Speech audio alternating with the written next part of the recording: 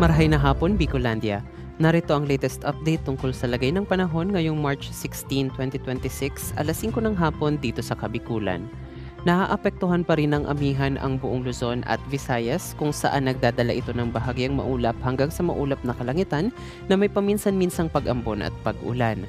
Inaasahan naman na iihip at iiral ng easterlies o mainit at maalinsangang hangin galing sa dagat Pasipiko simula sa mga darating na araw. Unti-unti na rin nating mararamdaman ang pagtaas ng temperatura dahil dito. Patuloy namang makakaapekto ang localized thunderstorms sa bahagi ng Mindanao. Dito sa Bicol Region, asahan pa rin ang malamig na panahon na may bahagyang maulap hanggang sa maulap na kalangitan. May tsansa rin ng mga isolated o pulo-pulong mahihinang pag-ulan dulot ng northeast monsoon o amihan. Magtungo naman tayo sa kondisyon ng hangin at karagatan. Mararanasan natin ang katamtaman hanggang sa malakas na ihip ng hangin na magmumula sa hilagang silangan. Ang alon naman sa ating mga baybaying dagat ay posibleng umabot sa 2 hanggang 4 na metro ang taas. Wala namang nakataas na gale warning sa mga baybayin ng ating rehiyon.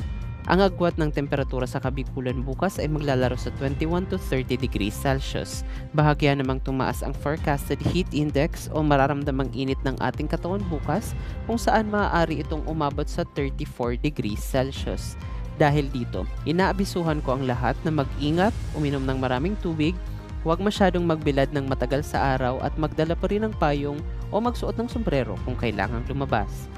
Ang araw ay sisikat bukas ng alas 5:52 ng umaga at lulubog bukas ng alas 5:56 ng hapon.